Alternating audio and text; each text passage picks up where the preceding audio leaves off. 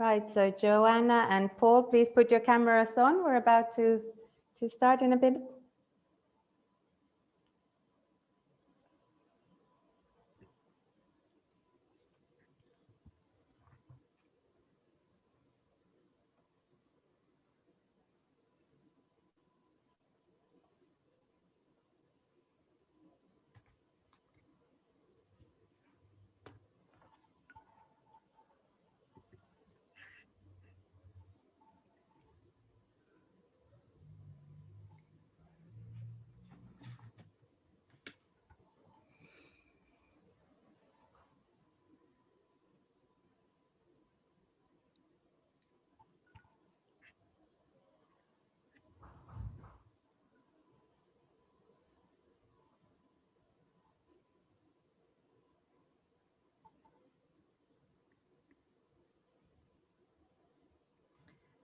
So, good morning and welcome to the second edition of the Innovation Home Global Stories, organized in collaboration with the Department for International Trade. We are delighted to have you all here again today to talk about doing business in the UK. So, as for many of you who were there with us last year, as we started talking about taking your business to the UK market, a lot of things have changed. There is still many factors from the pandemic, Brexit, etc., that are affecting making business in the UK. So we're delighted to have a great panel of experts here today to talk to us about it. So to quickly introduce our amazing guests, we have got Paul Webster, who is a business and banking specialist at the Business Environment Advisor team at the Department for International Trade in the UK. Hi, Paul. Thank you for getting up early in London. And we have Joanna Dodd, who is the founder and the managing director of the Rochester PR Group, so an expert on marketing and promotion and sales in the UK. Thank you, Jo. And we have our very own Innovation Home member, the wonderful Anna Kuusela, who is the founder and CEO of Wonder Woman and has got a wealth of experience also on doing business in the UK, living in the UK, etc. So we really look forward to hearing from you all in a bit in our interesting panel discussion. But I would like to now introduce you to our collaborators from the DIT here in Finland. So please go ahead, Sara, Majuri, and Mari Aaltonen. Thanks for the introduction, Peppi, and a big thank you to all of you who are joining us today, and of course to the wonderful Innovation Home team for setting up this second edition of the UK Stories. A warm welcome on behalf of the investment team of the UK's Department for International Trade, based here at the British Embassy in Helsinki. As some of you might recall from our first event in November, my colleague Mari Aaltonen and I support Finnish companies looking into entering the UK market, especially when you are in need of a more permanent foothold there. I won't take much time from the discussion with our experts today because I know you are all as excited as I am to hear their tips and insights on doing business in the UK. But I wanted to highlight that we will be delighted to be part of your company's UK journey, regardless of what stage it is at the moment. And we can support you to build relationships locally across the UK, provide market information and access to information and advice on financial incentives, immigration, tax, regulation, the list goes on. And we can also provide assistance with the more practical aspects of setting up a business in the UK, such as deciding on the right business structure, establishing a UK presence, opening a bank account, which I'm sure Paul will mention later on, recruiting skilled talent, finding a suitable UK base and opening an office there. And believe it or not, all these services are completely free of charge for Finnish companies and confidential. We have a broad network of UK-based experts also, the likes of Paul Webster, our next speaker, and Joanna Dodd, who are there to help you to explore the business opportunities and secure a smooth market entry and make your story a success in the UK. So please feel free to get in touch if you want to fast track your company to the UK. We will be more than happy to help. For that purpose, we will also be sharing our contact details in the chat later on. And now I just hope you'll enjoy this session, and I'm looking forward to continuing the discussions with you all afterwards. And I think that's it from my side at this point, and back to you, Peppi. Thanks. Wonderful. Thank you so much. And also to everyone who's listening, please make sure you pop your questions in the chat throughout the program. We'll have a Q&A session at the end. So we hope we'll get to answer all of your questions. And also Sara and Maria, I believe you will be popping your contact details in the chat as well, so that anyone can contact you directly already if they have any questions. And now I'm so excited to be learning from the best and from people on the ground about what the situation is. So a lot of exciting things happening right now and a lot of changes. We have a lot of myth busting to do from what I understand, and to know what it actually means to get to the UK market right now. So with further ado, please welcome Mr. Paul Webster.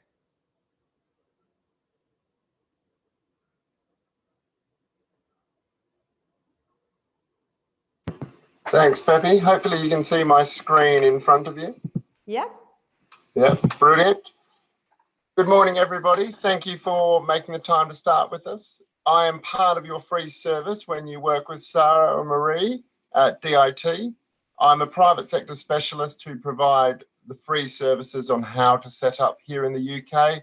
I've supported over 3,000 businesses from all markets and all sectors to successfully set up here in the UK. And we are free, so I hope you get your value for money this morning. The main part I wanted to bring to you is try to show you what it's like on the ground, and not sure what the press is like in Finland, but if you read some of the articles, it would seem like the UK is locked down in a very doom gloom place. It's had to battle with COVID, continue with Brexit. But what I want to share with you this morning are the exciting outcomes we're seeing and the sustained positivity, resilience, and the future opportunities that exist in the UK, and that it is a great place for your business. So 3 things I want to cover with you this morning. Touch on Brexit. What are the actual implications to your business? What do you need to think about slightly differently now that we're no longer part of the EU? What's happening with COVID, and when is it a good time to really accelerate into the UK? And also, what is happening with the economy more broadly, given the 2 factors above? So I'm pleased to say it's all very good news. We'll focus on Brexit first. There's 4 main elements to touch on for your business. The first is about moving your people. Then it's about moving your goods, the international trade. Then it's what about those competition? We get into the more granular details, such as antitrust and competition issues. And then lastly, in the new world of business, what about data, privacy, protection, etc. Firstly, on free movement of people, you can still jump on a plane, come over here without a visa for 90 days in any 180-day period. So if you want to come over, you're more than welcome to come. You may be subject to 2 tests for over 5 days when you arrive, but certainly coming from Finland, there's no quarantine element specifically. Just ensure you get the test before you land and on arrival, and you'd be free to carry on as the rest of the British society are. If you're looking to put employees from head office or anywhere in the world, Australia, America, Finland, if you want them to be permanently employed here, you will need to apply for a visa to live and work here beyond the 90-day visitor visa. That doesn't take too long. You can either come as a exceptional talent visa yourself, or if you're sending a team of people, you might want to investigate a sponsorship license. And then with the sponsorship license, you can transfer multiple members of your team quite freely. It's how the rest of the world have been doing business with Britain outside of the EU for the last 30, 40 years. So when you see the Australian, American, Canadian, Indian, Chinese, Latin Americans, they've all been using this system. So it's a very proven, stable system, and it enables global talent to call the UK home. The one I want to focus in a little bit more on a wordy slide is international trade, the movement of goods. And there's 2 parts I really want to call out. The first is a permanent establishment. If you're going to trade in the UK and have people here, not simply export from Finland, you really do need to have a permanent establishment to comply with British tax law. So that means a person on the ground having a physical place of business, complying with British corporate and commercial law. So do think about that. The good news is I'll touch on some of the business environment elements which makes that incredibly attractive, particularly across the EU. The UK remains the leading destination for establishing a business in Europe. Yes, there are some customs documentations and facilities. There is a 6-month grace period. We're not really finding that an issue. Between the EU government, the EU and the UK government, we're seeing a lot of pragmatism. It's moving digital and online. You just need to do the paperwork first, and that is not causing any barrier at the moment. What we're seeing, the zero tariffs, as much stock, no tariffs, as long as they're EU goods. And this is a part I want to call out that has caught people by surprise. And I want to make sure none of you fall into this trap. It's the rules of origin. And what that means is it's effectively what is the nationality of the goods that you are looking to ship between the borders. And that's determined from where the goods originally came from, how much they were processed inside your own country before they were then shipped onto a third market, such as the UK. An example, if you imported goods from Turkey, maybe you did a little bit of processing in Finland and shipped it to the UK. Did you do enough to make it a Finnish EU-based good, or is it still considered a Turkish good? And these rules of origin have really been catching business off guard since the 1st of January, and one that it's definitely worth investigating, because otherwise there are tariffs applied to the products. The zero tariffs won't apply if they're not deemed to be EU source of origin goods. So that's the big one to call out, and certainly seek professional advice in that regard. The temporary easements, you'll see that, as I touched on, the introduction of customs facilities have been, there's a grace period, and it's not really an issue we're seeing at this point in time. Another one to call out for larger corporates is the antitrust and competition. Certainly not an issue for SMEs and scale-ups, but if you're part of a large corporate or a large corporate is looking to buy you, these rules may come into play. You'll be very aware the European Commission govern the competitive and antitrust behaviour across the EU market. Now the UK has left the single market. The Competition and Markets Authority in the UK also have jurisdiction over those competitive cases or antitrust cases. Most importantly, have the comfort, it's still a level playing field. State aid rules still apply, particularly in Northern Ireland through December 2024. But right now, the UK, you'll see at the last bullet point, the UK is looking at how we can have a level playing field, but is there a way we can make the EU state aid laws a bit more flexible and more appropriate for British business? So there is some divergence, but it's not enough to create a competition concern between the EU and the UK. But equally, we're not bound by the letter of the law of the state aid laws, rather the principle of them, that it must be a level playing field within the EU. So if you thought there was a way that you would like to see the UK business support, the UK government support your business, please complete the consultation, pass your comments on and feedback. Another one to look out for is also the free trade zones. They will be announced in March, and there should be 10 new free trade zone ports in the UK established very shortly. Finally, if you're not moving people, goods, services, then it's about the information, the data. And in that regard, great news this week. It's been confirmed, unsurprisingly, that GDPR standards that we're applying in Britain on the 31st of December are perfectly adequate for the UK and the EU to have data transfers across borders. So that's a big problem gone. And with that, really, when we look at Brexit, we are now focused on the source of origin, really is the only issue that we need to knock on the head at a material business level. Everything else is running either as it was or perfectly well as it was for the rest of the world pre-Brexit.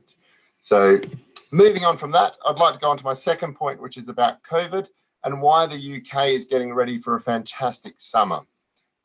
You might hear the phrase snapback.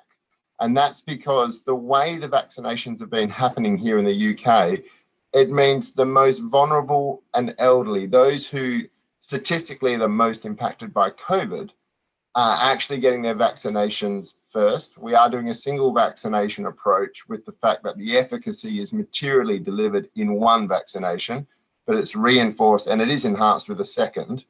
But the government has taken the view of get as many people as resilient as possible, because they simply end up less sick if they do get COVID, which doesn't put them into A&E and takes the stress away from the health system, which really is the core concern. If the health system can handle it, then we should be moving on to learn to live with COVID in a safe, stable way that doesn't threaten anyone or the vulnerable in society. So here the government laid out a plan about vaccinating the top 4 groups before the middle of February. That was achieved on Friday. And as you can see, there was a real steady ramp up. It started slowly from Christmas, but by the time we were getting to late January, it was between 300,000 to 500,000 people a day were getting vaccinated. So effectively every week, 2 to 2.5 million people are receiving a vaccination, and that is providing a lot of confidence into the UK economy. However, you have to look at how many have been vaccinated and take the clock back 28 days to understand who has effective vaccination. So whilst it was very good that 16 million people were vaccinated as of yesterday, if we take the clock back to the 20th of January, it was only 3.5 million. But you can see in a month's time, 16 million people will have effective vaccinations. And by that time, we should have another 12 plus million people vaccinated. So the UK is really beginning to open up. Schools are reopening on Monday in Scotland and Wales. England has a big announcement on the 8th of March about what will be happening with schools, non-essential shops, etc. So we're looking at Easter as really a new spring, a new revival for the UK economy. Now, yes, there has obviously been an impact from COVID. We're not going to shy away from that, but it is very heavily focused on travel and retail. So you can see here the industries that have been hit are in the supply chains directly in aviation, travel and tourism, or the shops at the train stations that are where people physically visiting the shops have an impact. But overall, the government support schemes have been very strong. What we have seen is CFOs being very adaptive, focusing on retaining their revenue. And what you're seeing from the beginning is maintain and retain customers. And Joanna Dodd will go on how marketing campaigns work here in the UK to be effective on your launch. Moving into smarter management. And now we're seeing a move in the markets. There's a real increase in M&A activity, mergers and acquisitions. And we're beginning to see restructurings beginning to move through in organizational redesign. So the maturity of the firm is shifting across to the slower, more strategic impacts of business, but equally we're seeing a lot of opportunity. And in that, I'll give you some examples of the opportunities. Life sciences have clearly thrived. Interesting upticks have been in fashion, beauty and cosmetics, but then as you would expect, remote working, online experiences, gaming, fitness at home, and the green economy has been another surprise sector that has really taken off. Some interesting statistics for you on the right, particularly if you're in the digital world, how it really has been a wind in the sails for your sectors. We've seen online groceries increase 118%. The two that I think are the really interesting statistics is we've seen the UK has always been a lead on internet sales. Now over a third of all retail sales occur online, and we had a spike at 58%. So almost 60% of all sales were occurring online in the UK. And why this is such a big shift is this final bullet point. It's not your millennials, your Gen Ys. It's looking at the baby boomers. The over 65s now have adopted online shopping as a way of life. And it's that shift, the demographic who are the last to move have now been forced into that. And what you're seeing is if you're digital, if you're online, the whole market and the whole economy is opening up to you. And this is why we're seeing the great confidence in the summer snapback. We have the population will be able to move around freely with confidence that they won't be making their elderly or vulnerable family and friends poorly or ill. We see that whilst the GDP has dipped in November and again in January and February because of a tight national lockdown, we also know how quickly the economy is to recover. And we saw this last year, that when we came out of lockdown, retail consumption actually went above pre-COVID levels. And we very much expect that to happen here. So whilst, yes, we expect a decline to continue for Q1 in 2021 of this 3 to 4%, what we equally expect to see is a massive surge in the UK economy in the second half of 2021. And as we come out of Easter in April and into summer, a very fast rise in GDP of 5 to 6.5%, which is happening in the last 9 months of the year. So it's really strong. So the quote there that by April to June onwards, we're going to see a really strong tailwind in the UK economy. And with people able to move, making the decision about should I invest in the UK, I'm going to touch on a few points now to say yes. When is about now, because it takes about a while to get ready. And by thinking about it now, you'll be in market, ready to go as the economy surges to life. So why the UK still remains a wonderful location. It's still the world's #1 international financial centre. It's the 5th largest economy in the world and the #1 venture capital market in Europe. So if you're looking for new contracts, you're looking to raise capital, the UK still is the market that you should be coming to grow your business. Further with that, we raise more capital than Germany, France and Spain combined for global scale-ups. So coming to the UK to take your business global is very much the market and what capital looks for. That is a big difference between the UK and America. About 80% of the capital raised in the UK is going to solve global expansion. In America, 80% is about being successful in America. With that, the last point for me to make is that the DIT have 175 cities around the world where we have an office. So coming to the UK and taking you global is all part of our ambition and our alignment with your business. Come to a large, successful, prosperous market, but we're here to help you prosper globally. Their slides will be available, and there's some more granular detail on how to set up in the UK, which I'll bore you with later.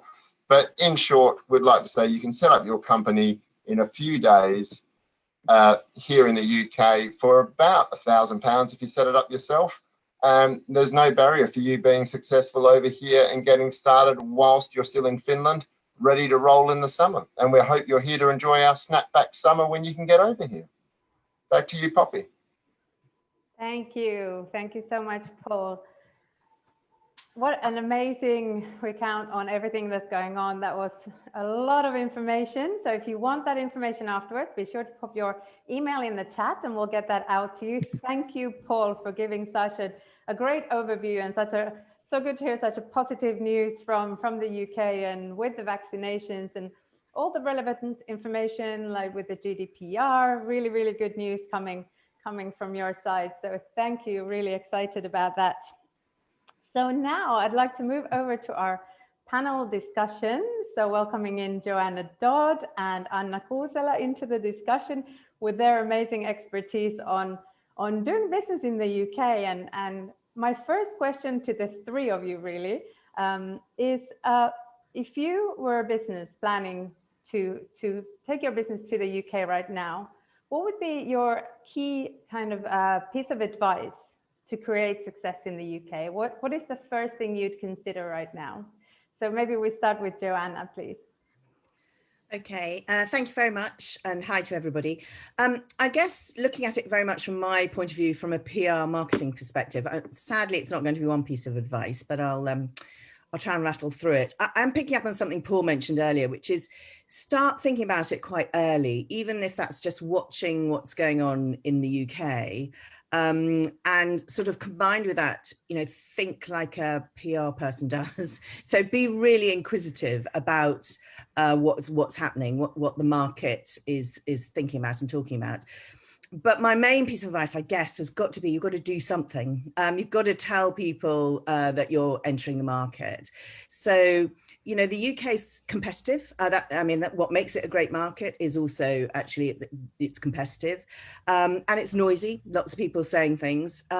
So your sort of objective is to have a look at the trends, the themes, and make sure the messaging for your brand, for your company is right and relevant to your stakeholders and target audiences in the UK. So think about the content you can create, And whilst I'm saying start early, have a long-term objective in mind. Think long-term. Think that you're talking now about your brand, but you actually want to be a really big success in the UK. You're going to be talking about it for months and years to come. Actually, I should just say, whilst DIT and Paul, when he's working for DIT, are free, sadly we're not. I have to come clean and say we're not a free service. Yeah, we work for lots of international brands coming into the UK. So that would be my answer. Thank you so much, Joanna. And yes, whilst you may not be free, it's well worth the investment, hiring someone who knows what they're doing. So our recommendation, and perhaps Joanna, you can pop your contact details in the chat as well, if there's anyone right now wanting to reach out for your help. And so over to Anna Kuusela, what would you say is your key piece of advice? Good morning, everyone, and thank you for having me here. So I'm from Finland, but I've been in London for nearly 9 years, and I've had my own business for about 2 years, just to give you a little bit of context. And as Joe said, you know, I guess my advice is also has a few things. I think the first one is to know thyself. So know what you and your business is all about. And Peppi, I said that when you asked me to join today, I said, you know, I sometimes give a little bit of tough love, but with all my love. And us Finnish people are not necessarily very good at bragging about ourselves or what we can do well or what our product can do really well. And that's something that we need to get really comfortable of. And we just need to be so ready to talk about what we can do for the customer. And I guess on the other side of the coin then is the customer. And one of the things I love is from my mentor, Tony Robbins, who says, fall in love with the customer, not your product. So while being able to talk about what you can do for the customer and about your product is also knowing the customer. And while certainly us humans share a lot of similarities across the globe, there are certain characteristics in London, in the UK, that are worthwhile exploring and researching, perhaps with the help of all of these amazing people, just to make the road less rocky and making sure that you actually have the chance of success. So that's those two things that I would say. Thank you, Anna. Great advice there. And I'm sure the team here is exactly can help with that, getting to know your audience, and also, of course, seeing those cultural differences like we spoke about in the first edition as well, you know, knowing the culture and being confident in selling our product. Paul, did you have a key piece of advice there for us as well, please?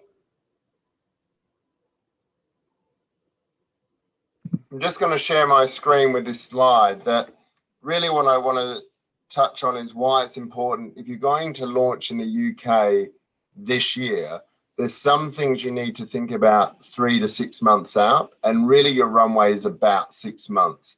So getting the company, getting you an interim business account, we can do really quickly. That will then let you get your tax registrations completed and the more granular parts so that you're ready to go. But there's certain elements like your trademarks, which take 90 days if uncontested. If you haven't already got them registered in Finland or here, you don't want to invest in marketing and a launch to find that you get a cease and desist letter and actually you've wasted that marketing investment and you've got to start all over again.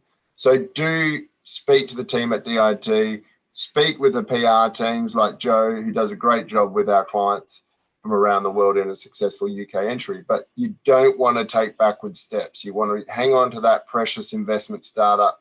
A little bit of guidance goes a long way to success, but do give yourself at least 3 months before you want to start trading here.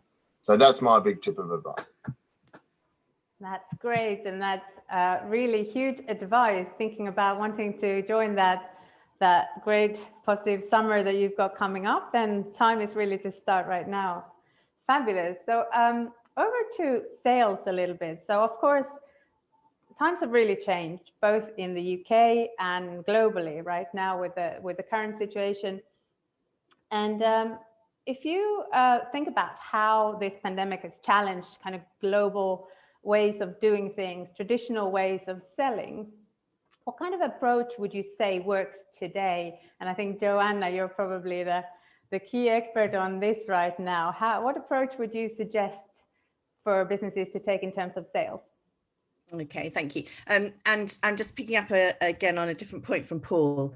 Whilst we're promising a fantastic summer, I'd just like to say from a Brit's point of view, of course, that's not the weather. We can't promise that. But the rest of it's good. The business should be good. Yeah, I think the big challenge in terms of you know, how to do sales, how to do business,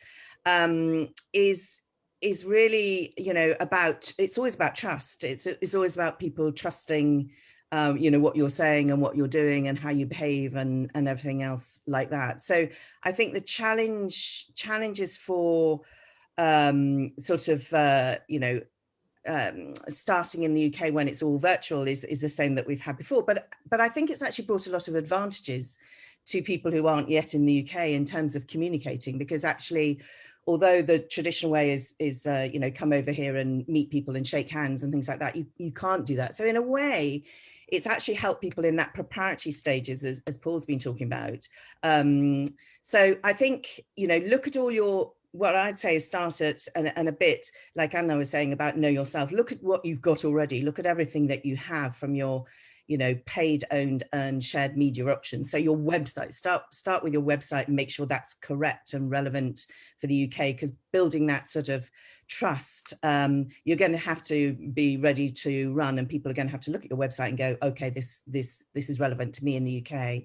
I mean, I think that the things that we're seeing, if you're selling to consumers, then social media has played a really increasing part in terms of, you know, getting your messages out and engaging with people. And it's great because social is all about engagement. It's not just broadcasting, you know, an advertising message.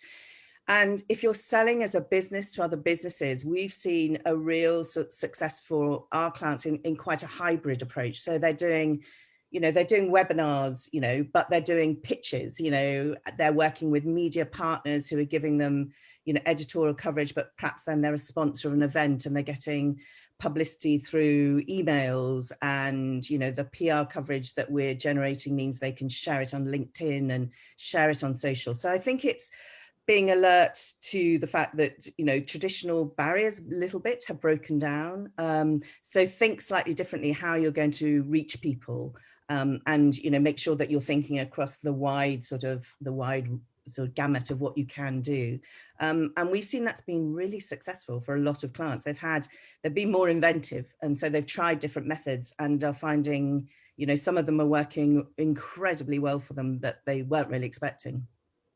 Wow, that's really interesting. So whilst we feel sad about the kind of pub culture stepping to the side a bit for the time being, then at least there's a huge advantage in the virtual approach, but surely also a lot of competition. So the standards must be raising all the time, I assume. Yeah, you're right. Wonderful, thank you. And what about you, Anna? What would you say would be the approach? Yeah. So I'm going to build on what Joanna just said, because I think there's so much value in understanding the multi-channel or the online world in the UK. When I moved to London back in 2012, I actually worked in consulting with big fashion and luxury retailers in creating their omni-channel world, so delivering across multiple channels. And being also a consumer of, you know, various you know, services, what Paul said earlier, online groceries up for online for like 118%. I know this because I order my groceries home. Amazon Prime, I can get same day delivery. So I think when it comes to seeing London from a business point of view, it's understanding that there's a lot of choice. There's also a lot of noise, and the customer wants convenience. And it doesn't really matter what your industry is, because the customer is used to the Amazon style.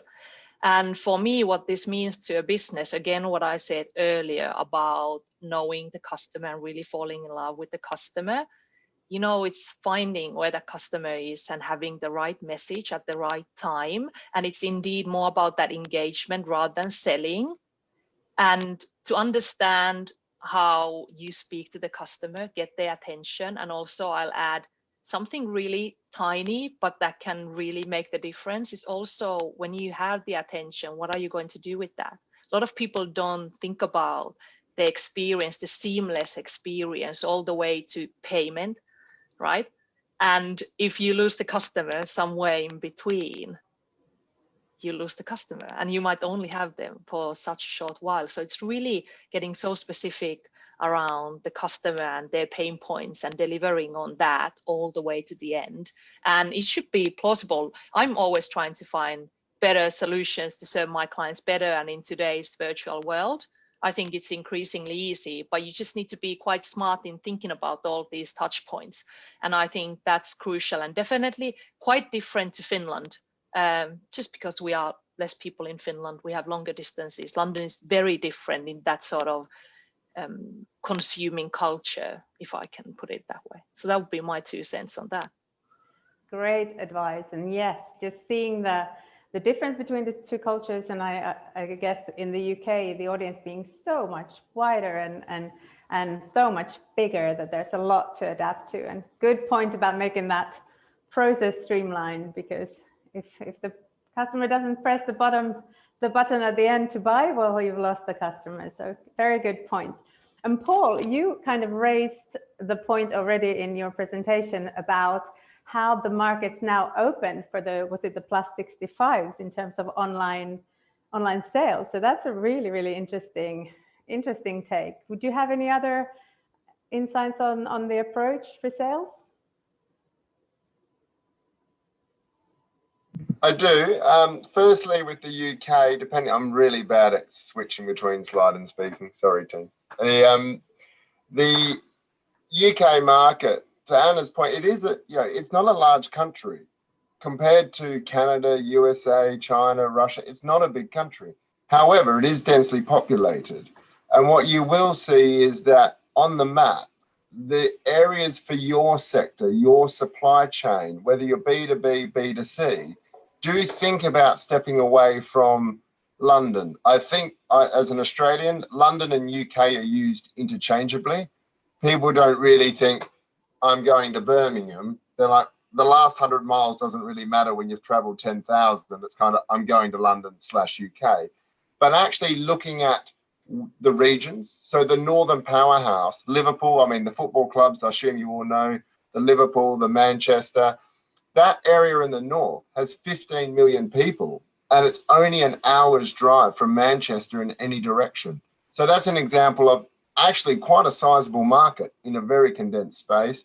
When you go to Edinburgh, you've got one of the fastest growing tech accelerators up in Edinburgh at Codebase. Again, really worth looking at. £50 for a hot desk a month. You can really get into the UK ecosystem quite quickly and cheaply where your sector has its own cluster. The other part I'd call out is the Finnish population travel widely. You're all very worldly. I think there is a strong affinity with Finland across the world from your products, from being the biggest camera manufacturer in the early 2000s and smartphone or mobile phones onwards. That legacy gives you a lot of credibility.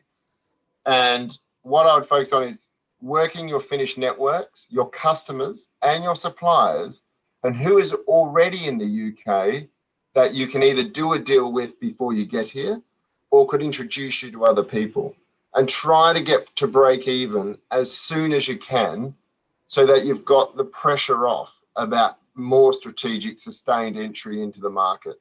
So do sweat your network. They are definitely here in the UK. You've got a great foundation, a great reputation, so use that to your advantage. I know that apparently the Finnish are very humble and they don't like bragging. Breathe in, talk out loud, but you will have customers waiting for you already in your home market. So sometimes digging in your own backyard will help you be successful here. Fantastic, thank you, Paul. That slide alone is worth gold. And for anyone who's just joined, we're actually live on Facebook as well. So we'll be sharing this video afterwards, so you can go back and see all this information again, and you can share it. So don't worry if you've missed something. But great advice, Paul. And yes, I agree on the Finnish sort of like speaking up and being confident about how good they are. Wonderful. Now I have a question for Anna. about your business. And I know you work globally, but how has being based in the UK, now London, UK, as Paul said, it's not the same, but how has that helped and supported your business in its growth? So that can be a very long answer. And I guess what I should say here, because maybe a lot of people don't know what I do, so I coach female leaders to succeed in their role, whether in leading a business or being part of a corporate. And indeed, when I started my business in 2018, so it's only a few years old, it was based online. And it was serving, well, I say global, but I have a kind of American European audience. So I could say that I was well set up for these challenging times because I'm already 100% virtual and location independent. What I would say about London, and to Paul's point, indeed, like my experiences of London is, you know, it's a great city with a lot of opportunities. So clearly there's both supply and demand. And it's getting really clear again on who am I serving? Where are these people? Where are the communities when I can get closer to my customer? And one thing I really want to highlight here that has been such a massive learning curve personally, and it's actually quite a humbling learning, is that coming from 10 years of consulting, and I've done a lot of strategy, but implementation and a lot of planning. I'd love to plan all day long if you ask me.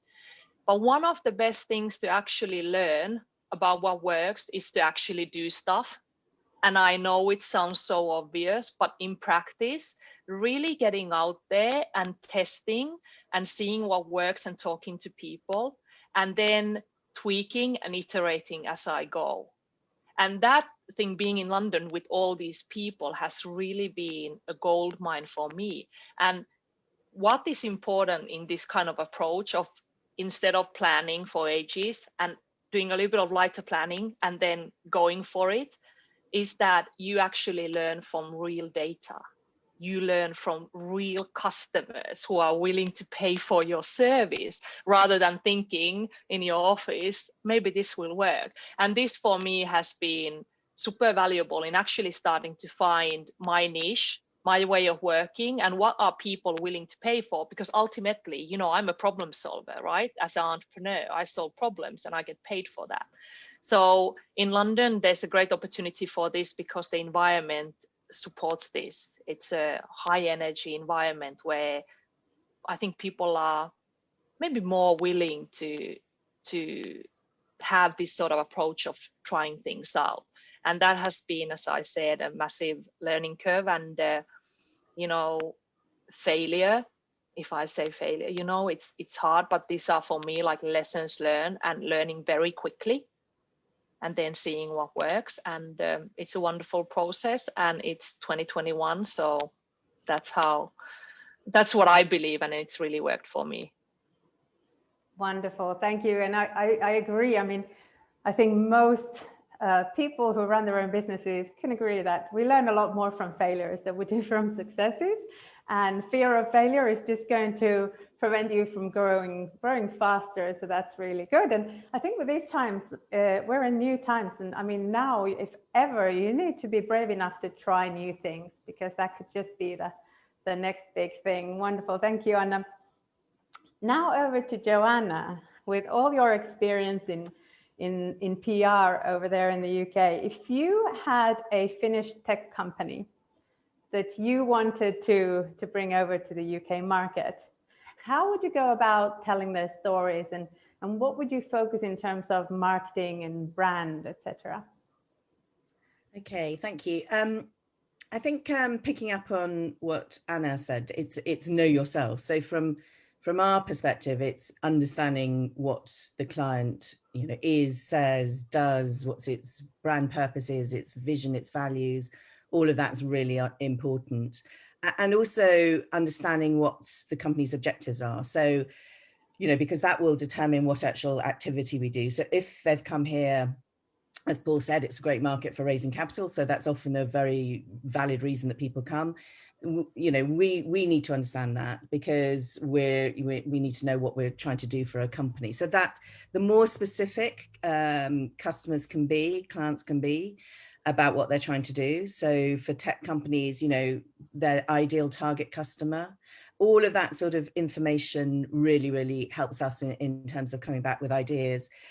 And then we've got a better idea of the stakeholders that they're trying to target, and knowing what we know here from the communities, Anna mentioned that word, the communities that are based around. So sometimes there are some fantastic stakeholder groups that you can talk to on behalf of a client that really help a client business take off. It's also, as I said earlier, it's about understanding the sector that they operate in. So tech is very broad. We work for loads of different things, from ed tech to legal tech. They're all very different in their sort of markets. So it's understanding that, it's knowing what the trends are, what's happening, what their competitors are doing and saying. That gives you a sense of how you need to compete against your competition. And also so that, we sometimes have clients come to us and say, this is going to be our message for the UK. And we have to go, oh, can I just introduce you and show you 3 other companies that are saying exactly the same thing? And they may not be from Finland, they may be from, they've come in from the US or something else like that. And that often takes people by surprise. They go, oh, well, we didn't realize that, but we are better. You might be better, but actually if they're saying the same thing as you, you've already, started to compete in a very sort of tight grouping. So you've got to tell your story better than them if you really are better.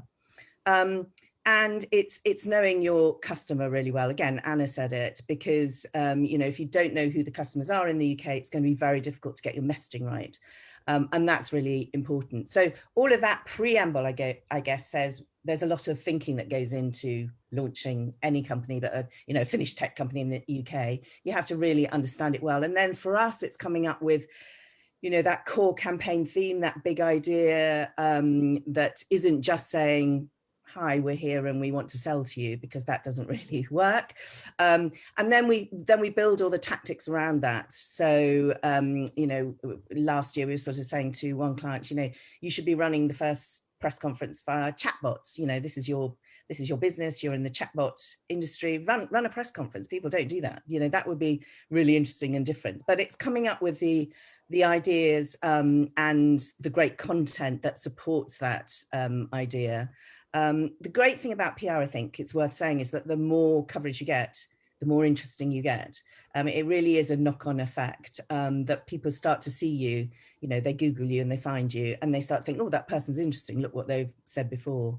So, I think all of that's important. And of course, you can use your PR then, if your objective was to raise funding, you can use it you can use the results in your pitch decks, you can use the rise in your social media feed, you can use the interaction, you can use the testimonials you're getting from key journalists.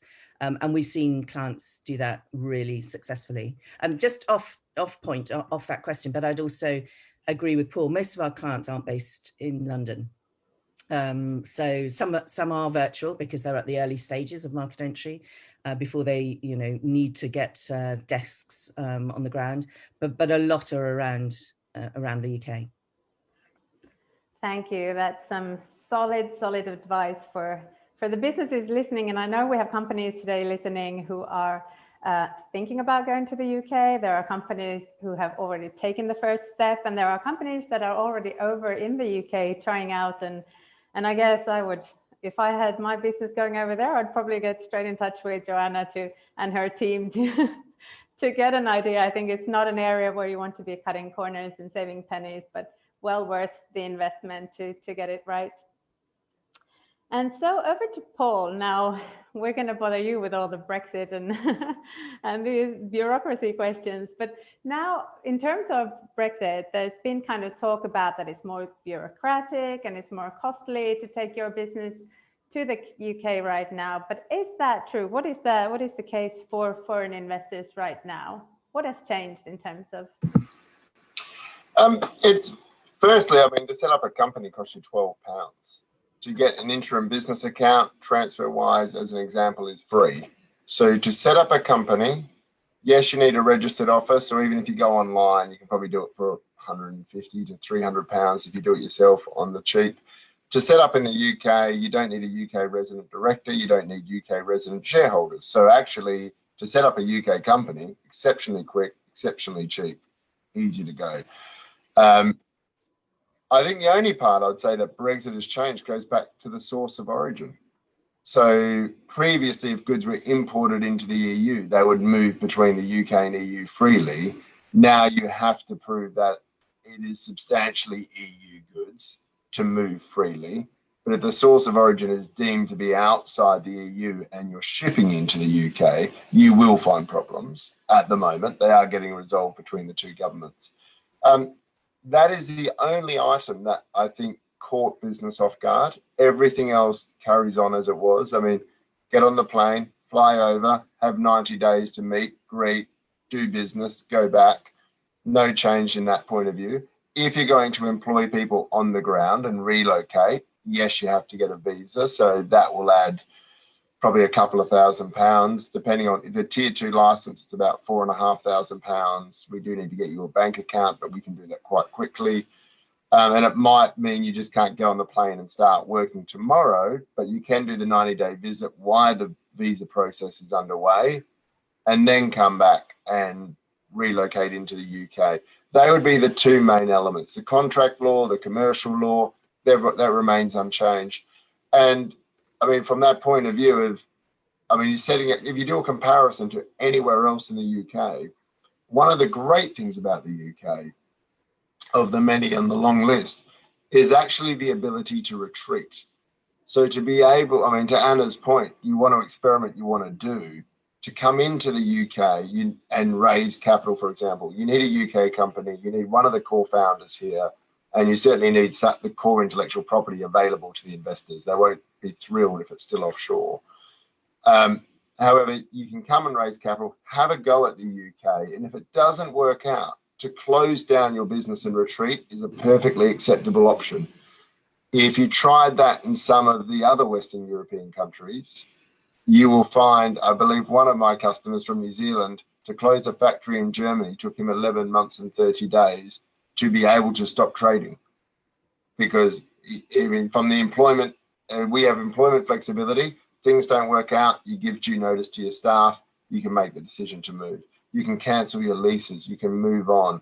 The government are not going to hold your hand and say you're not going anywhere. Come in, fail fast, experiment, learn, and then pivot for the right market that's going to work for you and your business.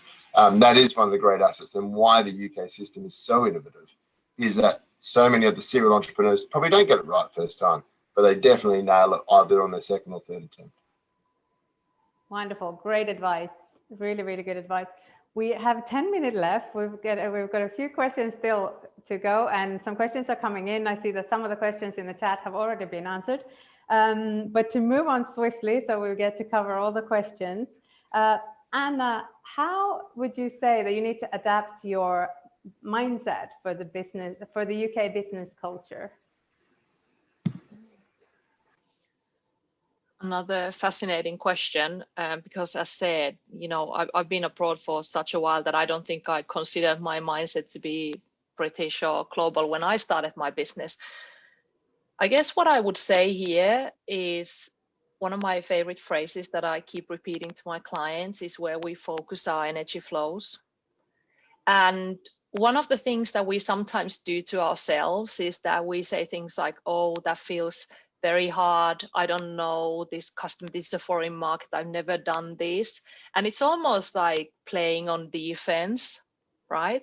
And I certainly believe that our thoughts and emotions lead to actions. So for me, what I try to do, and that has been hugely helpful, is just keep my mind open like a parachute and actually think about, I'm curious, I'm learning, I'm taking on information, I'm trying to improve. And rather than shutting the door from myself or saying, I don't know, is actually give myself momentum and be like, let me figure this out.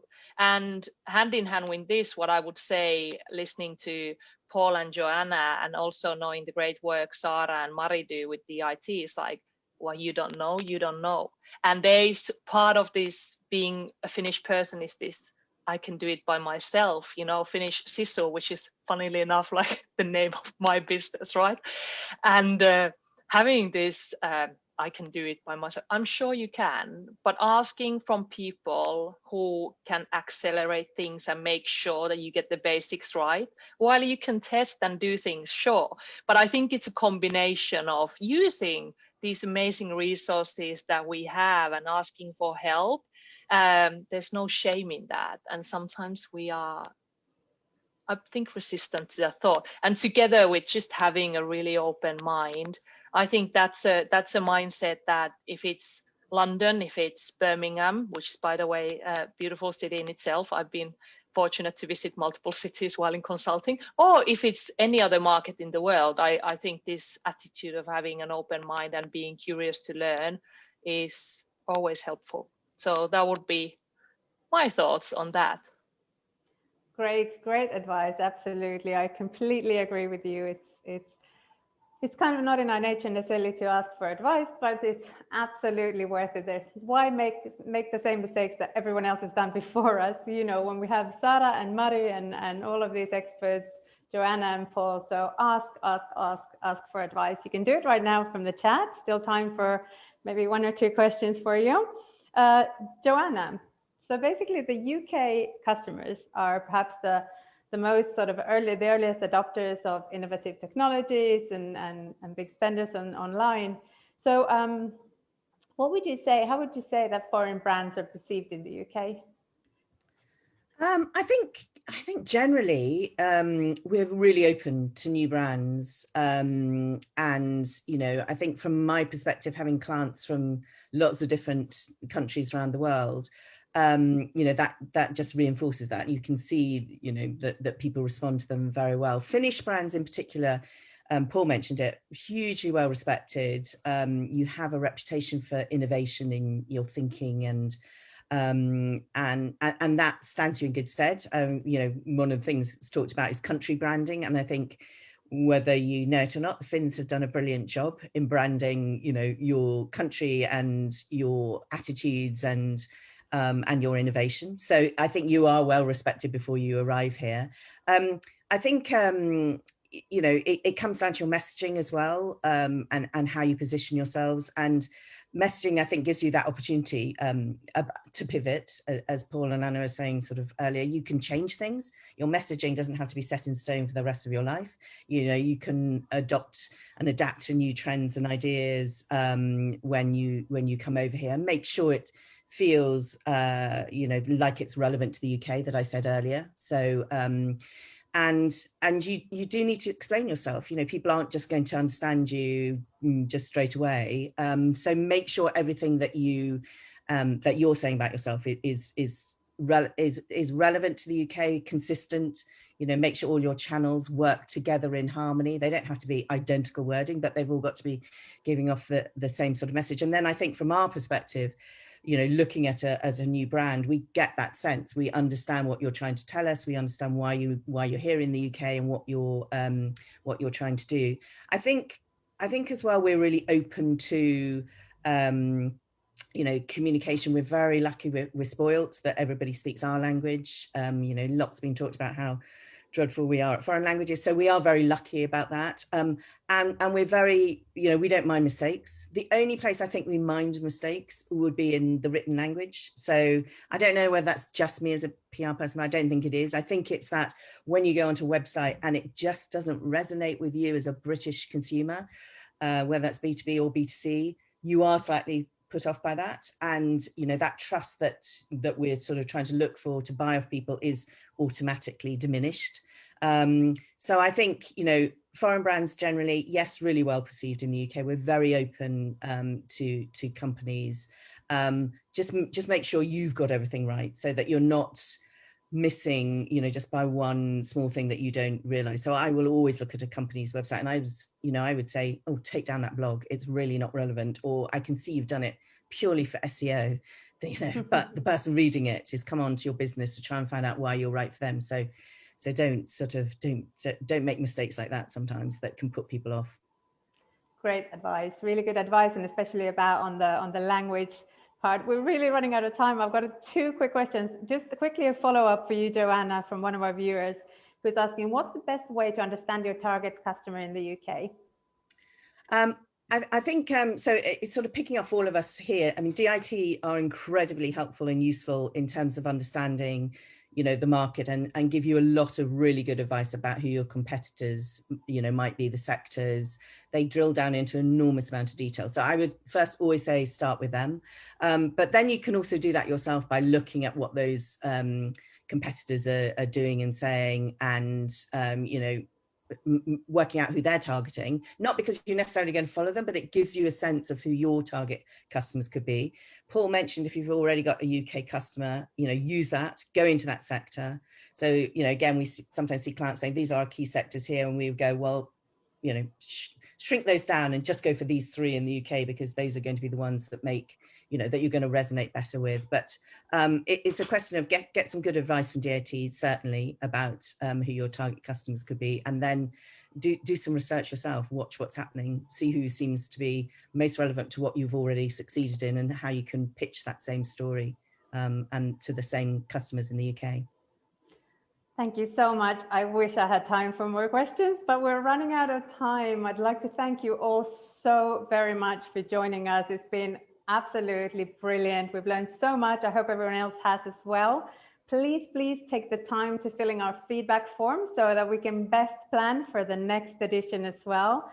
Thank you so much to Sara and Mari and Paul at the Department of International Trade. Thank you so much for organizing with us this event that's been hopefully super useful for our companies. And thank you, Anna. Thank you, Joanna. Thank you to all the viewers. And I hope you have a fantastic day.